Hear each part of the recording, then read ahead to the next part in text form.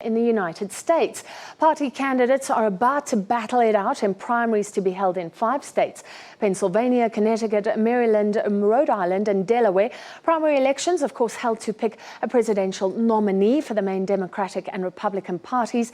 The winner of each state often gains pledges from delegates from that state to vote for them at the party conventions to be held a little later this year. In the Republican race, Donald Trump is in the lead, but still short of a magic number of 1,237 delegates. If he doesn't reach that number, the convention won't be required to automatically bless his candidacy. It could become an open race again. His rivals are trying to block his chances of being automatically nominated at the convention. Texas Senator Ted Cruz, Ohio Governor John Kasish say next week they will focus on primary races where they are relatively stronger.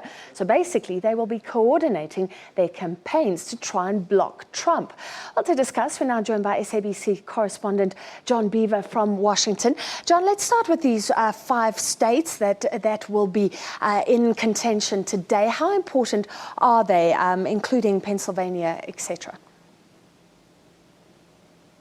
Well, they are hugely important, as well as helping get closer to that magic number that Donald Trump is so keen to achieve. As you mentioned, it also helps keep the momentum going, and it helps keep the good news headlines going, which of course is hugely important, because the thinking goes that if people think you're doing well, they read in the newspapers you're doing well, then they're more likely to vote for you in upcoming elections. So everybody doing all they can to win these 5 states where there's voting today. And of course, Trump, that momentum is there. He did very well in New York. What's expected from him? Yes, well, after a bit of a blip a few weeks ago, he really got back on track, as it were, in New York. And now it could be that he wins all 5 states today. There are plenty of political commentators here saying that he's going to sweep the board. That's certainly what the polls suggest. Of course, we need to wait and see until the voting finishes to see if that is the case. But a lot of people wouldn't be surprised if Donald Trump won all 5 states today, and the juggernaut that his campaign has become would just keep rolling on. What's interesting is this development, Kasish and Cruz saying next week they will work together to block Trump, which sounds unprecedented. How will it work? Will it work? Well, plenty of people actually now saying maybe it's too little, too late. It seems to be a sort of informal pact. Both the names are still going to be on the ballot papers in those different states, but they're not going to spend time and money campaigning against each other in those states. So yes, it is unprecedented. This is 2 career politicians, 2 candidates who have their very own defined views about the direction America should take. And those views don't really coincide with each other, but they are willing to work together to try and stop Donald Trump.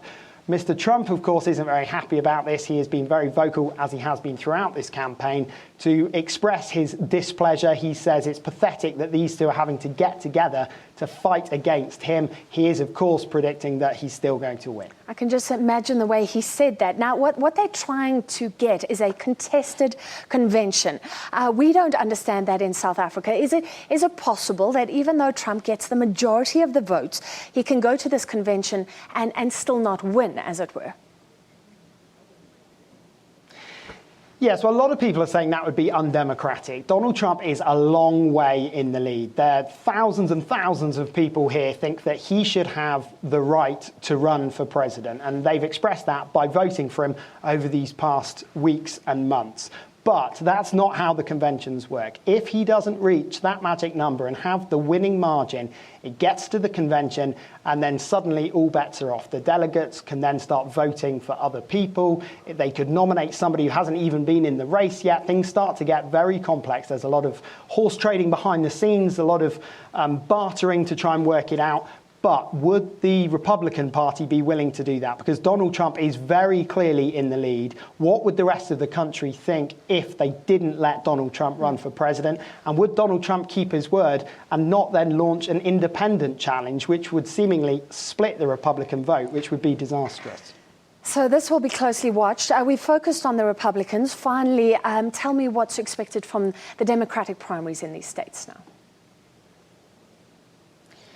Well, the frontrunner for the Democratic Party, Hillary Clinton, is expected, the same as Donald Trump, to potentially sweep all 5 states today. She could win all 5. She, as well, is a long way in front, and Bernie Sanders is now trailing by quite some margin.